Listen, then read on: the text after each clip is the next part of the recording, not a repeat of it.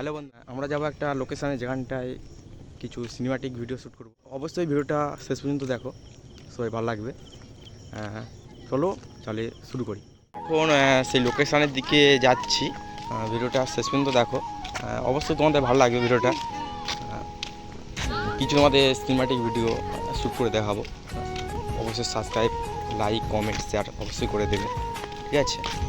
এখন প্রায় চলে এসেছি সেই লোকেশানে যেখানটায় ভিডিওটা শ্যুট করবো। ভিডিওটা শেষ পর্যন্ত দেখো।